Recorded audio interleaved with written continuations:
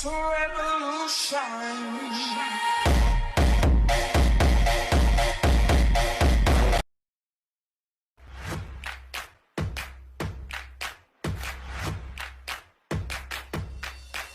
Assalamualaikum warahmatullahi wabarakatuh.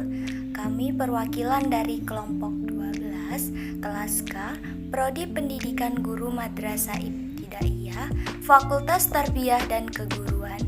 Video ini dibuat untuk memenuhi tugas mata kuliah Perkembangan Peserta Didik Usia MI atau SD dengan dosen pengampu Bapak Hermansyah Trimantara MPD. Di sini, kami akan mempresentasikan mengenai materi aplikasi teori perkembangan dalam pendidikan. Sebelumnya, izin memperkenalkan diri, nama saya Fitri Noviani dengan NPM 22111000422 sebagai pemateri pertama. Dengan rekan kerja saya ada Gaza Abdul Aziz sebagai pemateri kedua. Baik, langsung saja dalam pembahasan inti materi presentasi ini, saya akan menjelaskan poin dari A sampai C, yaitu aplikasi teori kognitif dalam proses belajar, melibatkan peserta didik untuk lebih aktif, dan teori perkembangan sosiokultural Vygotsky. Dan poin D sampai F akan dilanjutkan oleh pemateri kedua, ada Gaza Abdul Aziz. Aplikasi teori perkembangan dalam pendidikan. Pendidikan yang ideal terjadi karena adanya proses interaksi dan pelatihan antara dua orang atau lebih. Dalam hal ini terjadi pada guru dan peserta didik yang menghasilkan perubahan sikap dan tingkah laku yang lebih baik setiap harinya. Guru yang baik adalah guru yang dapat memahami permasalahan psikologis yang dialami peserta didik. Oleh karena itu, aplikasi teori perkembangan dalam pendidikan dirancang agar semakin siap untuk berinteraksi, berkomunikasi, dan mengelola perilaku peserta didik, sekaligus mengetahui perkembangan dan membuat asesmen yang tepat. A. Aplikasi teori kognitif dalam proses belajar. Setiap peserta didik berkembang dengan karakteristik tersendiri dengan tahapan yang berbeda. Perkembangan inilah yang disebut dengan perkembangan kognitif. Hakikat belajar menurut teori kognitif dijelaskan sebagai suatu aktivitas belajar yang berkaitan dengan penataan informasi, reorganisasi perseptual, dan proses interna. Secara umum, kognitif berarti proses intelektual yang berhubungan dengan kemampuan untuk mengembangkan kemampuan akal. Ada pula macam aplikasi teori kognitif terdiri dari teori perkembangan kognitif Piaget dan implikasi teori kognitif pada proses pembelajaran. Yang B. Melibatkan peserta didik untuk lebih aktif. Proses pembelajaran membutuhkan konstruksi pengetahuan yang aktif. Peserta didik harus terlibat dalam proses pembelajaran. Dengan kata lain, belajar mengutamakan akan peran peserta didik untuk berinisiatif dan aktif. Guru juga dapat meningkatkan fokus peserta didik dengan mengaitkan pengalaman peserta didik. Contohnya, guru mengajak peserta didik berdiskusi isu-isu terkini, misalnya tentang dampak wabah COVID-19 terhadap proses belajar peserta didik. Berikut ini cara-cara agar guru dapat membuat peserta didik untuk lebih aktif dalam belajar.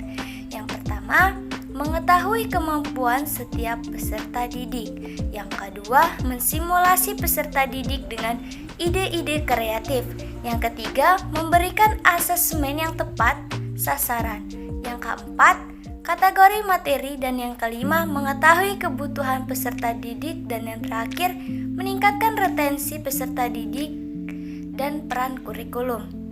C. Teori perkembangan sosiokultural Vygotsky. Seperti yang diketahui, teori kognitif merupakan perilaku seorang individu yang diatur oleh otaknya. Piaget menyimpulkan bahwa perkembangan kognitif seseorang anak terbagi menjadi 4 tahapan perkembangan. Dan maka dari itu, Vygotsky mengemukakan bahwa Perkembangan kognitif anak juga dapat dipengaruhi oleh proses biologis dan psikologis. Teori Vygotsky menekankan perkembangan kognitif yang dipengaruhi oleh interaksi sosial. Vygotsky mengategorikan teori perkembangan kognitif menjadi Zone of Proximal Development atau ZPD. Adapun Zone of Proximal of Development merupakan konsep dari Vygotsky yang membagi kemampuan anak ke dalam perkembangan aktual dan potensial.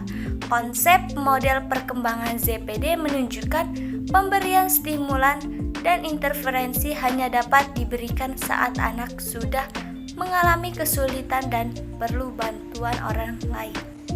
Perkenalkan, nama saya Gaza Abdul Aziz, NPM 221100424. Di sini saya akan melanjutkan materi presentasi dari poin D sampai F. D. Implikasi teori kognitif Vygotsky pada proses pembelajaran.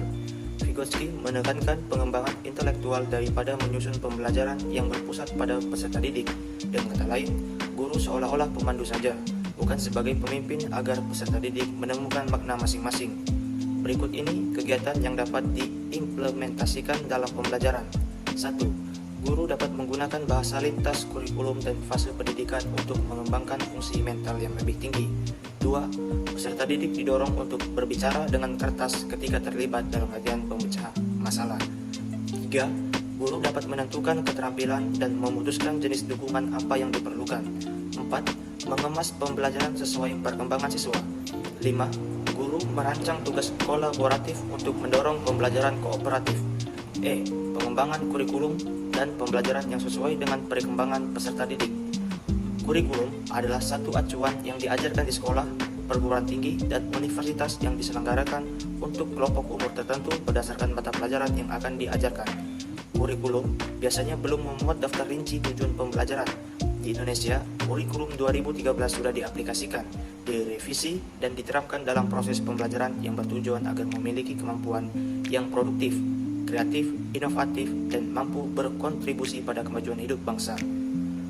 Pengembangan kurikulum terdiri atas banyak faktor, mulai dari mempertimbangkan isu-isu mengenai kurikulum, siapa yang terlibat, bagaimana prosesnya, apa tujuannya, dan siapa yang membuat kurikulum itu.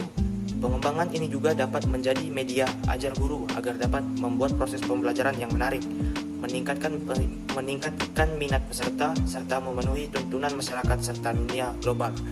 Adapun beberapa metode yang diterapkan dalam pelaksanaan kurikulum dalam proses pembelajaran, yaitu bermain, praktik, mendengar, pemecah masalah, diskusi, kolaborasi, penelitian, pelaporan. F. Asesmen dan perkembangan peserta didik. Asesmen adalah cara untuk membuat keputusan yang berhubungan dengan peserta didik. Kurikulum, program-program, dan kebijakan pendidikan. Terdapat 3 fase utama pemilihan asesmen, yaitu 1. Penilaian awal, initial assessment. Penilaian awal sekolah masih jarang dilakukan terhadap peserta didik, terkadang hasilnya sedikit di luar dugaan. Salah satu bentuk penilaian awal adalah penilaian diagnostik yang dilakukan oleh psikolog pendidikan. 2. Evaluasi formatif, formative assessment. Evaluasi formatif adalah evaluasi yang dilakukan setiap akhir pembahasan suatu pokok bahasan atau topik. Evaluasi ini bertujuan untuk mengetahui sejauh mana proses pembelajaran tetap berjalan. 3. Evaluasi sumatif, summative assessment. Evaluasi sumatif adalah evaluasi yang dilakukan pada setiap akhir satu waktu. Penilaian ini mencakup lebih dari satu pokok bahasan. Adapun tujuannya untuk mengetahui sejauh mana peserta belajar ke unit berikutnya. Sekian dari kelompok 12, kami ucapkan wassalamualaikum warahmatullahi wabarakatuh.